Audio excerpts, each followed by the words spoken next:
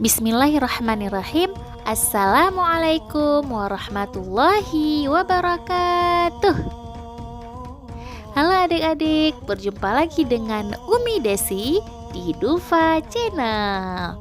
Oke, hari ini Umi akan bercerita tentang sunnah di Hari Raya Idul Adha. Nah, adik-adik, sebentar lagi ya, dalam hitungan jari kita akan berjumpa dengan Hari Raya Idul Adha. Ya, Hari Raya Kurban. Nah, ternyata di Hari Raya Kurban ini, di Hari Raya Idul Adha ini cukup banyak sunnah-sunnah yang dianjurkan oleh Rasulullah untuk kita tinggalkan. Nah, adik-adik, Hari Raya Idul Adha itu setahun cuma sekali loh.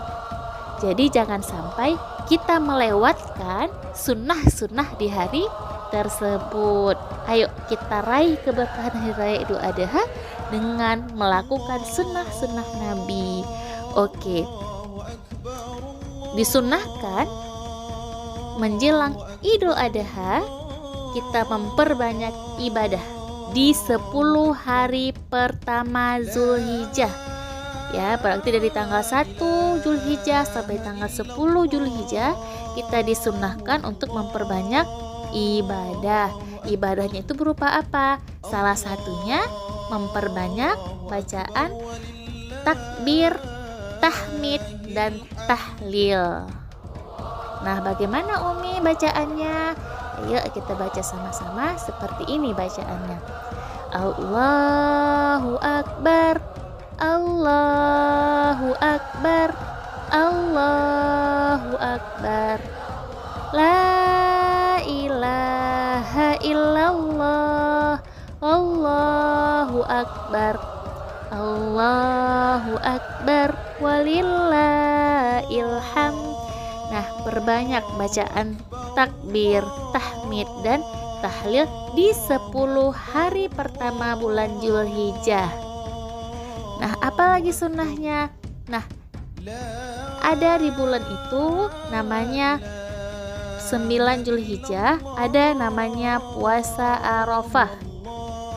Ya, puasa Arafah. Jadi disunnahkan di tanggal 9 Zulhijjah kita untuk berpuasa Arafah, ya.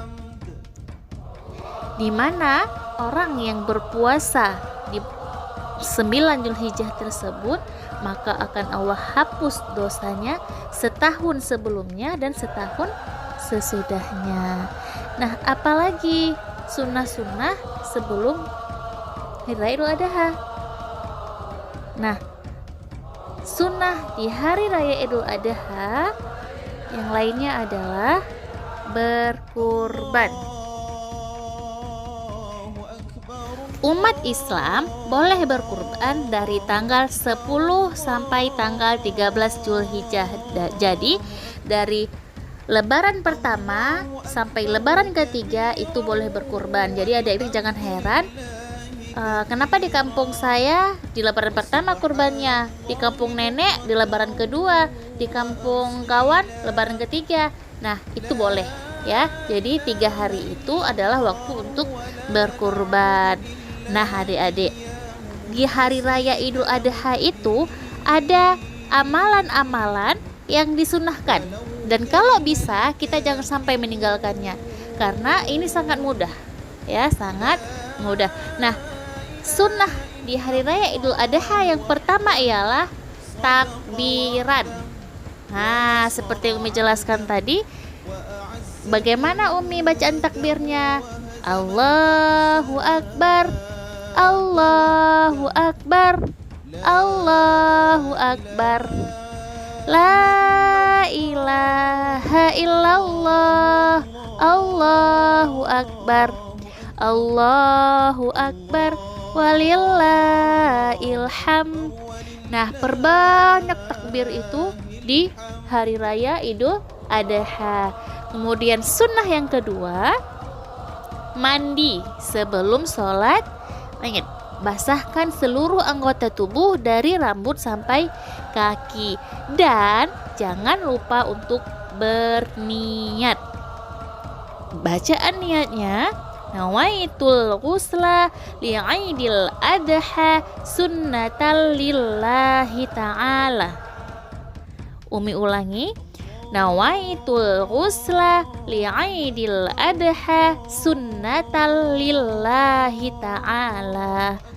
Umi ulangi lagi, nawaitul ghusla li'idil adha sunnatan lillahi ta'ala. Artinya, aku berniat mandi Idul Adha sebagai sunnah karena Allah Ta'ala. Jadi, jangan sampai tidak niat adik-adik ya. Karena kalau tidak niat, ya tidak bernilai ibadah. Jadi, perbuatan mubah kalau kita niatkan untuk ibadah, maka akan mendapat pahala. Jadi, ketika mandi di hari raya Idul Adha, jangan lupa untuk berniat. Oke. Sunnah Idul Adha yang ketiga adalah memakai pakaian terbaik. Ya, memakai pakaian terbaik. Nah, pakaian terbaik itu tidak mesti baru adik-adik ya. Yang penting pakaian terbaik. Terbaik di antara pakaian kita yang lain. Jadi, jangan paksakan orang tua kita untuk membeli pakaian baru. Jadi pakaian yang terbaik yang ada di dalam lemari itu yang kita pakai. Kemudian bagi laki-laki disunahkan memakai wangi-wangian. Bagi perempuan lebih baik tidak, supaya tidak terjadi fitnah.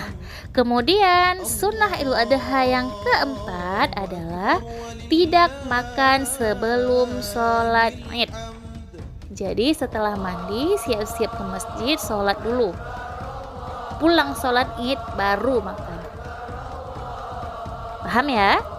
Oke.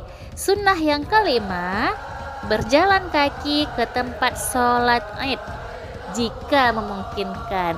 Namun jika tidak memungkinkan karena jarak rumah kita dan masjid itu sangat jauh, maka silahkan naik kendaraan. Ini jika memungkinkan adik-adik ya.